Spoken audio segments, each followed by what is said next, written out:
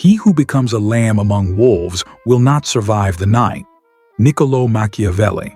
What if I told you this? You're not suffering because you're weak.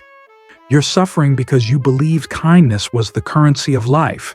But in reality, it's not a currency. It's collateral. For years you were told a beautiful lie. Be kind, stay humble. Sacrifice for others, and life will reward you. They taught you to be loyal, even when loyalty wasn't returned. They told you to forgive even when you were bleeding inside. They made you believe that suffering in silence was somehow noble. But what they never told you is this: kindness without clarity is not virtue, it's vulnerability. Loyalty without leverage is not strength, it's servitude. Look around you. You've seen it. The cruel rise. The ruthless win. The silent manipulators prosper. While the kind-hearted, the honest, the selfless, they break. They collapse under the weight of expectations that were never met. They give endlessly and receive nothing but betrayal and indifference. And you keep asking yourself, why? Why am I the one who suffers while others seem to glide through life untouched? The truth is brutal but necessary. You were playing a game you never fully understood. A game where strategy, perception, and control rule, not fairness. Today that ends. Because once you see the game, you can stop being a pawn. You can become something far more dangerous, a player who knows, a player who waits, a player who strikes with precision. Now listen carefully, because what you're about to hear isn't comfort, it's war. The war for your own survival. Let's start with the first brutal truth. You were never taught how the world works. You were trained how to behave. Since you were a child, they fed you a formula. Be good. Be kind. Work hard. Keep your head down. Say yes. Avoid conflict. Forgive quickly. And in return, they promised you peace. They promised you respect. They promised you safety. But here's what they didn't tell you. Kindness is not a shield. It's bait. You weren't taught about the predators. You weren't warned about the opportunists who smell compliance like blood in the water. You were never prepared for people who see your endless forgiveness not as a virtue, but as an invitation. Because in reality, your goodness isn't always admired. Often it's exploited. It's studied. It's mapped. It's harvested. The more you give, the more you reveal. The more you reveal, the easier you become to control. And the more predictable you are, the faster you become disposable. That's the trap. Kindness without boundaries becomes currency for other people's power. Let me say that again, because it needs to burn into your mind. Kindness without boundaries becomes currency for other people's power. You've seen it. You've lived it. You give your time, your energy, your loyalty, and somehow you're still left empty. The people you helped gone. The people you sacrificed for silent. The ones you forgave over and over. Now they don't even remember what they took from you. And yet you blame yourself. You think, maybe I wasn't enough. Maybe I should have given more. Maybe if I stay even kinder, they'll finally see my worth. No, stop right there. You were never lacking. You were never the problem. You simply didn't understand the rules of the game. Because while you were busy giving, they were busy calculating. While you were building trust, they were building leverage. While you were loyal, they were evaluating when your usefulness would run out. That's not evil. That's simply how advantage works in a world that doesn't run on fairness, it runs on positioning. This is the game no one taught you. The unspoken rules of power, influence, and survival. And here's the darkest part. Most people prefer you stay blind. Because the moment you wake up, you stop being easy to use. You stop being predictable. You stop playing the role they've assigned you, the obedient giver, the silent sacrificer, the always available backup. And they hate that. Because when you finally stop bleeding for others, you force them to confront their own emptiness, their own dependence on your kindness. You see, they were never addicted to you. They were addicted to what you gave freely. But the moment you pull back, The moment you create scarcity, the moment you establish boundaries, they panic. They label you cold. They call you selfish. They accuse you of changing. Because your compliance was never love. It was control disguised as virtue. This is the first rule you must burn into your psyche if you want to stop suffering. Goodness without strategy is not strength. Kindness without clarity is not protection.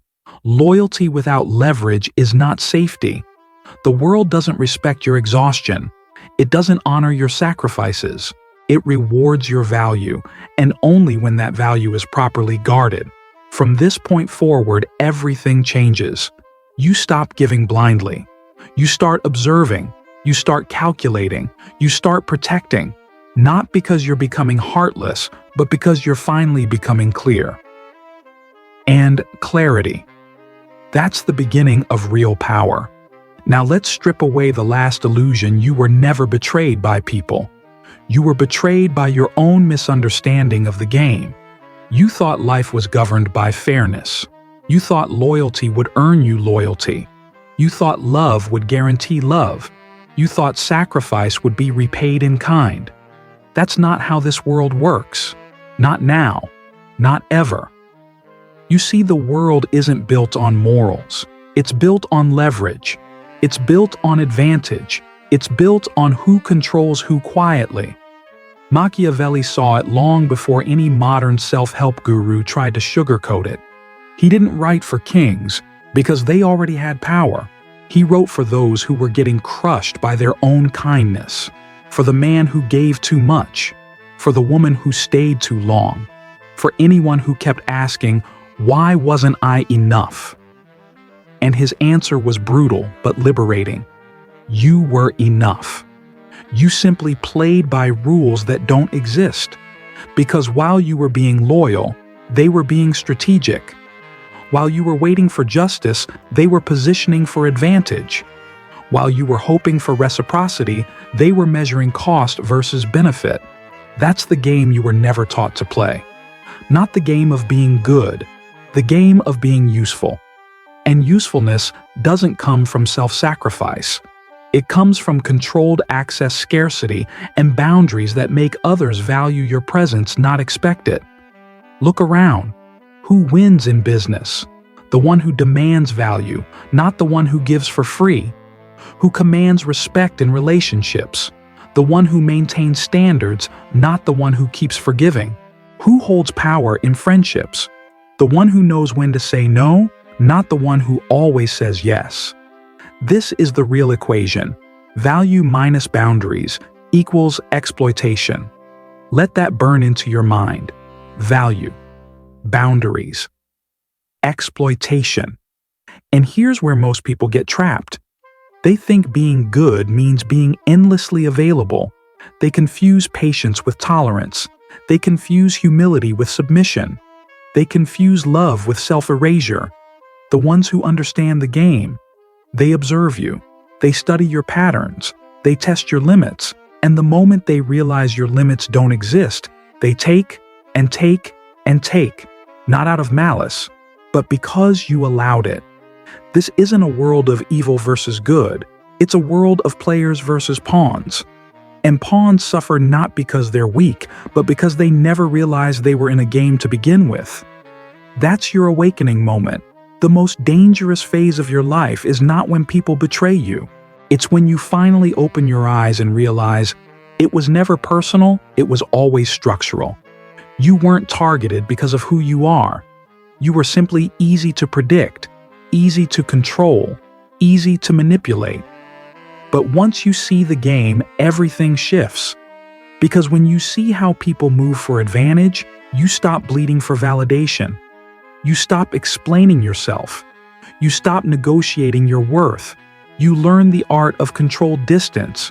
You learn when to engage and when to disappear. You learn when silence says more than 1,000 explanations. And most importantly, you stop expecting fairness. Because fairness is a bedtime story told to keep you compliant.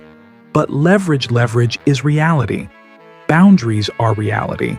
Scarcity is reality. From this point forward, you no longer play the role they assigned you. You no longer exist to serve everyone's comfort. You exist to control your presence, your energy, and your worth. That's not cold.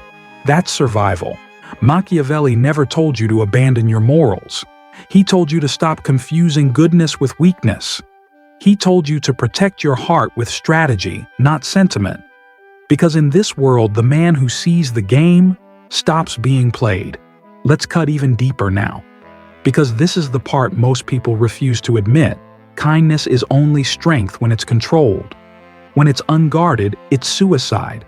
And that's exactly what many of you have been doing slowly, quietly, politely, bleeding yourselves dry under the illusion that your goodness would one day be enough. You gave more. You forgave faster. You sacrificed endlessly. And each time you did, you thought, surely now they'll see my worth. But they didn't. Not because they're evil, because you trained them not to. Understand this. Every time you give without limit, you teach people that your resources are infinite, and human nature. It consumes what is unlimited until there's nothing left. You thought your generosity would inspire gratitude. In reality, it triggered expectation. You thought your patience would build loyalty. In reality, it signaled weakness. You thought your forgiveness would create respect. In reality, it invited further violation. Because here's a brutal law of human behavior no one told you. What is given too freely loses value. The more available you are, the less desirable you become. The more forgiving you are, the more disposable you seem. The more loyal you are without leverage, the more invisible you become. You weren't being kind. You were making yourself predictable. And predictable people get used. Not because people are cruel by default, but because when presented with something that costs them nothing, most will take advantage even unconsciously. This is how people test your kindness. They push a little boundary. You allow it. They push further. You stay silent. They cross the line completely and you still stay. And in their mind, your tolerance becomes permission. Not because they set out to hurt you, but because you trained them to believe that your breaking point doesn't exist. Every relationship, personal, professional, romantic, operates on unspoken rules of value and consequence. And when you don't enforce consequences, you erase your own value. That's why so many of you find yourselves asking, how could they do this to me after everything I've done? The answer is devastatingly simple. Because you allowed them to. Because you made it costless. Because you never made your kindness conditional on respect. And here's where most people break. They think setting boundaries means they're becoming mean. They fear being seen as cold. They worry about losing people. They fear being labeled selfish. But let me tell you something. Being selfish is sometimes survival. Not because you want to hurt others, but because you refuse to keep hurting yourself. Kindness without defense isn't noble. It's self-erasure. You weren't put on this earth to be an emotional buffet for people who only show up when they're hungry. You weren't born to be someone's unlimited resource. You weren't designed to be bled out in the name of goodness. Because the longer you operate this way, the more you train others to see you not as a person, but as a tool, as an option, as a convenience. And when your usefulness fades, they leave, quickly, without guilt. Because in their mind, you never demanded more. This is why many of you feel not just abandoned, but erased. You weren't valued. You were used. And once empty, you were discarded. It's not your heart that was the problem. It was your lack of strategy protecting it. From this moment forward, let this truth guide you.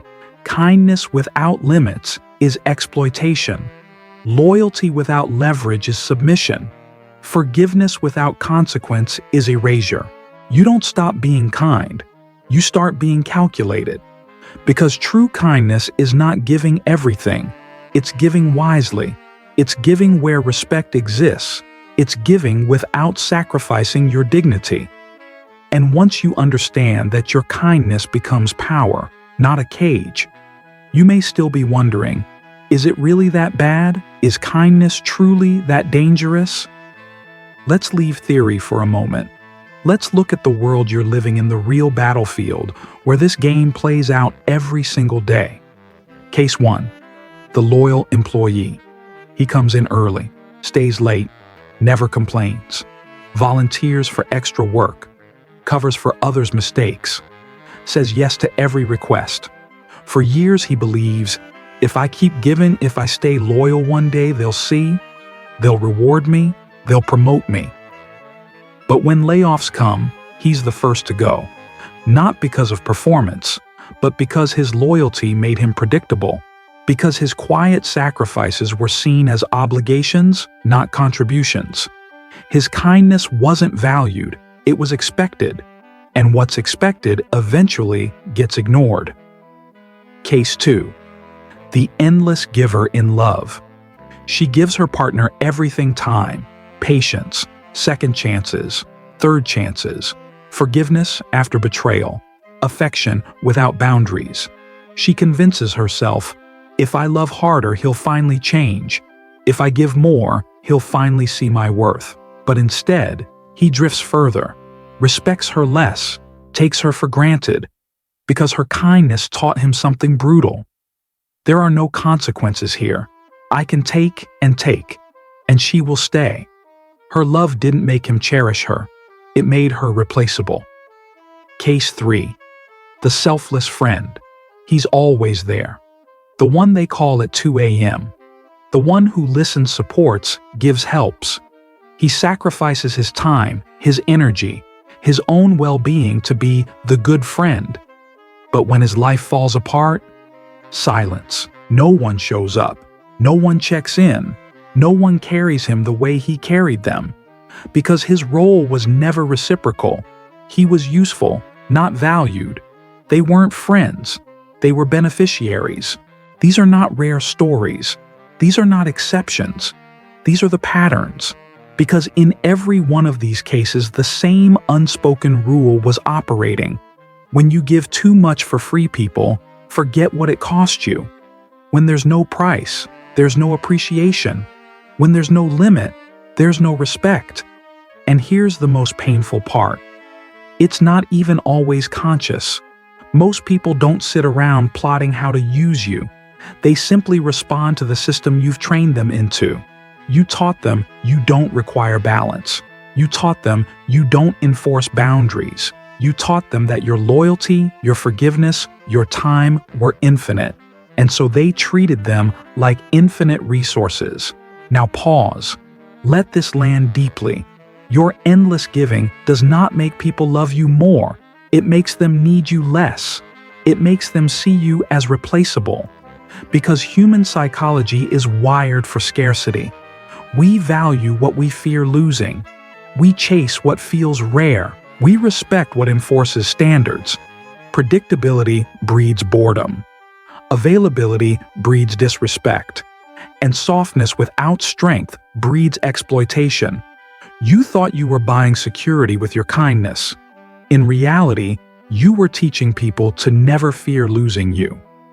And what we don't fear losing, we stop protecting. This is why your heartbreak feels so unbearable. You didn't just lose people. You lost illusions. You lost the belief that your endless giving was a guarantee. You lost the fantasy that goodness equals immunity. But here's the shift you must make. It wasn't your kindness that failed you. It was your lack of strategy protecting it.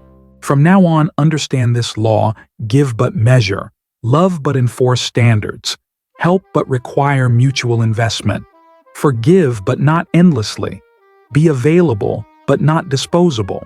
Because the world doesn't run on how much you give. It runs on how much you protect what you give. And once you master that, your kindness becomes rare. And rare things are never discarded. You've seen the pattern. You've felt the pain. You've lived the betrayal. Now comes the most important question: how do you stop it? How do you protect your kindness without becoming bitter? How do you stay good without staying weak? The answer is brutally simple. You don't need to stop being kind. You need to start being calculated. This is the shift. The formula that turns victims into players. The transformation from predictable to untouchable.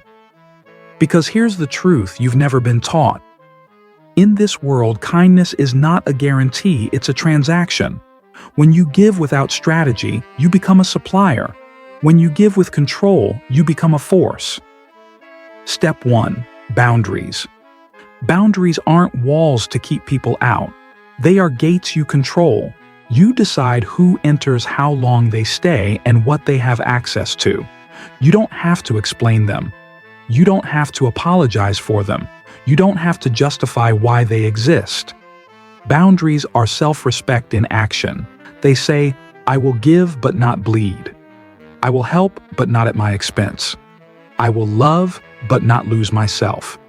Because without boundaries, your kindness becomes currency for anyone willing to take. Step 2. Scarcity. Scarcity is not manipulation, it's value creation. What is rare is respected. What is constant is consumed. If you're always available, always forgiving, always saying, yes, your presence loses weight. You want to be valued. Stop being everywhere. Stop being easy. Be kind, but not constant. Be generous, but not endless. Be present, but not predictable. When people know you can walk away, they behave differently. They invest. They respect. Because now there's risk, and risk creates value. Step 3. Leverage. Leverage is not about control over others. It's about control over yourself. When you control your emotions, you control your options. When you control your options, you control your power. The ones who hold leverage are not the ones who scream, beg, or demand. They are the ones who can say one thing most people fear to say: no. No to disrespect. No to one-sided loyalty. No to being someone's emotional dumping ground. Because every no you enforce teaches the world exactly how far they can push you and where you end. Step 4. Controlled giving. Kindness is most powerful when it's intentional. You don't give because you're afraid to lose someone. You give because you've chosen to knowing your worth remains intact whether they stay or go. Give from abundance, not desperation. Give from clarity, not fear. Give from strength, not weakness. When you give this way, people sense it. They feel the difference. They don't view your kindness as a weakness to exploit, but a gift to honor. This is the shift formula. Boundaries protect you. Scarcity elevates you. Leverage empowers you. Controlled giving defines you. With this formula, you stop bleeding for those who never deserved you. You stop chasing approval. You stop training people to misuse your kindness. Remember this. The world doesn't change because you hope for fairness. The world changes when you start managing your access. Because when access to you becomes valuable, your kindness becomes priceless. You don't lose your goodness. You refine it. You harden the shell, but keep the heart. And that balance, that's where real power lives. Now we enter one of the most dangerous weapons you've never been taught to use: silence. Because let me tell you something brutal. The world expects you to react. And that expectation is where they trap you. They provoke you. They push your buttons. They test your patience. They disrespect your boundaries not just to hurt you, but to study you. Every emotional reaction you give becomes a roadmap to control you. Your anger tells them where your limits are. Your desperation tells them where your weakness is. Your explanations tell them where your insecurities live. They don't just listen to your words. They analyze your emotional leaks. And the more you reveal, the more predictable you become. And the more predictable you become, the easier you are to manipulate. This is why silence is terrifying to people who seek control. When you stay silent, you deny them access to your mind. You force them to guess. You shift the power dynamic instantly. Because uncertainty breeds caution. And caution is where their manipulation loses oxygen. Let's break this into something even more real. Imagine two people in conflict. One reacts emotionally, explaining, defending, justifying, pleading. The other stays silent, calm, composed, unshaken. Who controls the room? Who holds the power? Always the one who stays unbothered. Because silence forces projection. They project their fears. They project their doubts. They project their insecurities. Your silence becomes a mirror reflecting their own instability. And unstable people fear what they can't read.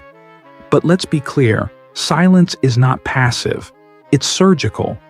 You're not silent because you have nothing to say. You're silent because what you could say would give away too much. It would expose your plan. It would reveal your threshold. It would offer them a weapon to use against you. The most dangerous man in any room is not the one who shouts, it's the one who observes, quietly, patiently, ruthlessly. Because observation creates leverage, and leverage controls outcomes. You've been programmed your whole life to believe that speaking your truth is power, that expressing every emotion is authentic, that defending yourself is strong, that reacting instantly makes you real.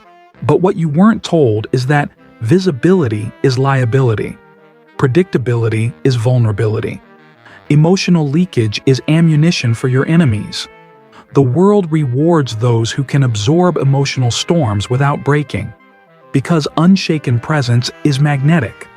It commands attention without noise. It intimidates without aggression. It dominates without confrontation. This is not emotional suppression. This is emotional mastery. You feel everything but reveal almost nothing. You control the heat but decide where it burns. You don't waste energy reacting to every disrespect. You let your silence announce your boundaries. When you're disrespected, you don't argue. You withdraw. When you're underestimated, you don't explain. You observe. When they expect your breakdown, you disappoint them with stillness. And here's where your real power grows. Most people can't handle their own anxiety in your silence. They start unraveling. They start chasing your reaction. They start exposing themselves in ways they never intended. Because silence is not absence, it's psychological pressure. Remember this, loud people crave validation. Reactive people crave approval. Silent people crave control. Be the one who controls. Let others fill the space with noise. Let them show their cards early. Let them chase your attention while you conserve your energy. Because real power never begs to be seen. It's felt without sound. In this world, the one who can remain silent while others lose control is the one who wins. Now we move to one of the most dangerous yet least understood dimensions of power perception. Because here's the truth, most people never realize. It doesn't matter who you are. It matters who they believe you are. You could be talented. You could be kind. You could be loyal. But if you fail to control the perception others have of you, they will rewrite your identity to serve their own advantage. And once they control the narrative about you, they control how the world treats you. Let's break this down to its raw mechanics. People don't follow truth. They follow certainty. In business, in relationships, in leadership, in influence. The most competent person isn't always the one who rises. Often, it's the one who appears most certain, the one who controls how others interpret their actions. Perception creates gravity. Gravity pulls attention. Attention shapes status. Status creates influence. This is why you've watched lesser men rise while better men stay invisible. The bold fool who speaks with confidence will outrank the silent genius who assumes his work will speak for itself. Because competence without presence feels small, and people subconsciously equate small with irrelevant. Perception is not lying, it's positioning. It's understanding that humans are emotional creatures, and most people don't evaluate facts, they respond to feelings. How do you make them feel when you walk into the room? Safe, uncertain, intrigued, nervous, respectful. That feeling becomes your power. You don't need to be the best. You need to be believed. And belief is engineered through tone control, speak slower, with weight. Presence control, take up space without noise. Energy control, let your stillness create pressure. The most powerful people are not loud, they are heavy. When they speak, people lean in. When they pause, people hold their breath. When they enter a room, the energy shifts not because they demand it, but because they command it. Here's where most people fail. They overshare thinking transparency equals trust. They over-explain thinking. Words will defend their value. They over-apologize, thinking humility will earn respect. All of it signals insecurity. All of it lowers your perceived value. You want to be respected. Speak less. Project more. You want to be valued. Control your narrative before others create one for you. You want to be untouchable. Master ambiguity. Let them wonder how much you know, how far you're willing to go, what your true limits are. Fear doesn't live in what's known. Fear lives in what's unclear. And fear controlled correctly becomes silent respect. Perception engineering also means controlling your leaks. Don't show your emotional triggers. Don't broadcast your personal struggles. Don't give away your insecurities for others to weaponize. People can't attack what they can't see. They can't gossip about what they don't know. Mystery becomes your shield. Ambiguity becomes your leverage. But let's be clear, this isn't about faking. You don't pretend to be someone you're not. You amplify what serves your survival. You reveal what reinforces your power. You conceal what invites unnecessary risk. Perception is your armor in a world addicted to exposure. Because when others don't know exactly where you stand, they stand carefully. This is the art most good people never learn. They think being real means being fully exposed. They think honesty means full disclosure. They think vulnerability is always strength. No, vulnerability is a gift, not a public service. It belongs to those who've earned your trust, not to the world that's ready to use it against you. Remember this. You don't have to scream to be heard. You don't have to prove to be seen. You don't have to explain to be respected. You have to control the frame. Because if you don't control how others see you, someone else will. And they will never do it in your favor. Now we arrive at one of the hardest truths for good people to accept. Loyalty is not love, it's leverage. You've been programmed to believe that loyalty is sacred, that once you give it, others will honor it, that if you stand by people long enough, they'll stand by you. But look around. How many loyal employees have been laid off in one cold email? How many loyal lovers have been replaced overnight? How many loyal friends have vanished when you needed them most? Loyalty by itself means nothing if it's not backed by mutual benefit. Here's what they never taught you. Most people are loyal to what serves them, not to who saved them. You can bleed for someone. You can sacrifice for years. You can give everything you have. And still, they will leave. Not because they're monsters. Not because you weren't loyal enough. But because your loyalty became irrelevant the moment your value to them changed. In the real world, irrelevance is death. Let's get brutally honest. The boss who praised your dedication will replace you when someone cheaper shows up. The partner who promised forever will drift when novelty fades. The friends you carried through their storms will disappear when you face your own. Because to them, your loyalty was not a treasure. It was a discount. They got maximum access to you at minimum cost. And once your discount stopped benefiting them, so did their loyalty. This is why so many good people feel shattered after betrayal. You believed loyalty was unconditional. You thought your sacrifices secured safety. You assumed your patience guaranteed permanence. But you weren't building bonds, you were signing invisible contracts that only you were obligated to honor. They stayed until staying no longer served them. Here's where most people make the fatal mistake. They confuse consistency with security. They confuse history with protection. They confuse sentiment with leverage. But in the game of power, history means nothing if your presence no longer produces value. Sentiment fades. Utility remains. Machiavelli understood this far before the modern world ever did. Men are loyal while it serves their interest. But the moment that interest shifts, so does their allegiance. You want to stop being discarded? Stop offering blind loyalty. Start offering undeniable value. Make people want to stay, not because you've given so much in the past, but because leaving you would cost them too much in the present. Real loyalty is not based on guilt. It's built on consequence.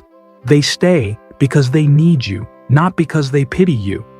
They respect you because you have options, not because you have history.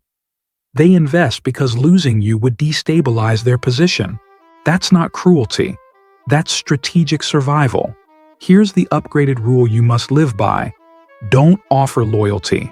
Offer value that's difficult to replace. Because the moment your loyalty becomes expected, it stops being appreciated. It starts being exploited.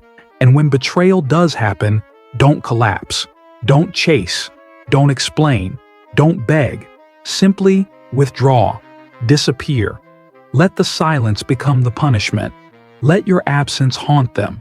Because people only realize the cost of losing you when you stop being available. That's the highest form of leverage. From now on, your loyalty is earned, not assumed. It is reciprocal, not one-sided. It is strategic, not emotional. Because in this world, you are not rewarded for how much you give. You are rewarded for how difficult you are to replace. And that is the kind of loyalty they fear to lose. Now you see it. The world was never broken. It was always built this way. Not to reward the kind, but to reward the calculated. You didn't suffer because you weren't enough. You suffered because you believed the myth that goodness guarantees safety. But safety isn't given, it's built. Through boundaries, through silence, through leverage, through perception, through selective loyalty. You don't need to stop being kind. You need to stop being predictable. Because in a world that feeds on the compliant, predictability is currency. For them, not for you. From this moment forward, your kindness will have edges. Your love will have standards. Your presence will have weight. Your silence will speak louder than any explanation ever could. You are not here to be used. You are not here to be replaced.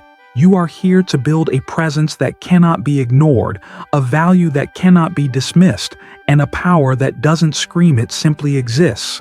And when they finally realize they can no longer play you, they will fear losing what they once took for granted.